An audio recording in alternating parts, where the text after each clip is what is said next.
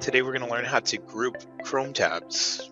So one of the benefits of grouping Chrome tabs is to get your tabs really well organized. So as you can see at the top, I have a lot of tabs open.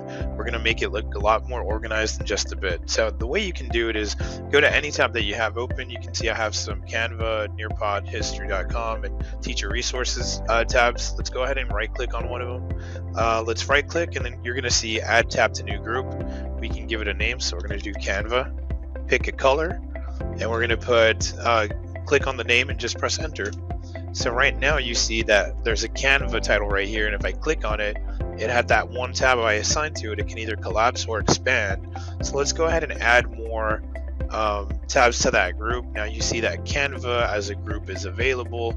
Now you see that these three tabs can collapse and expand, right? And they're all part of Canva. We can do the same thing here with Nearpod. So let's create a new group, call it Nearpod, pick a different color, and then we'll just click on enter where the name is, and then we'll just right click on the following tabs, and we will add it to the Nearpod group.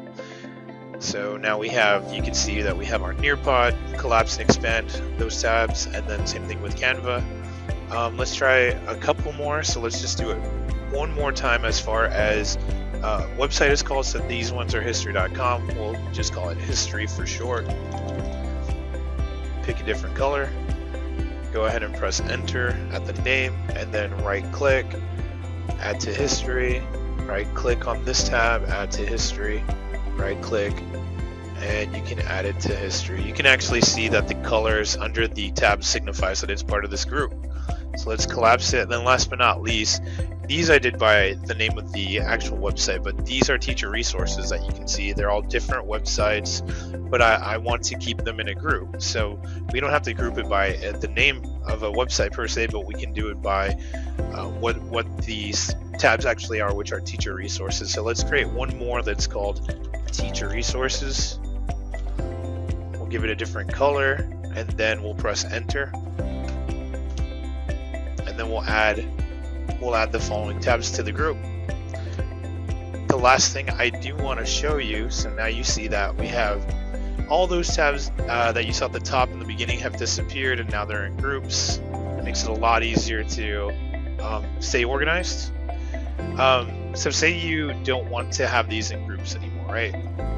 You can actually right click on whichever one of these titles, whichever one of the groups you created, and then you can actually put ungroup, and it'll bring them all back. Or what you could do, if you want to just get rid of all the tabs that you created in general, like just delete all of them, you can right click and you can actually put close group. Now all of the history.com tabs are gone. So yeah, grouping Chrome tabs is a really easy way of staying organized.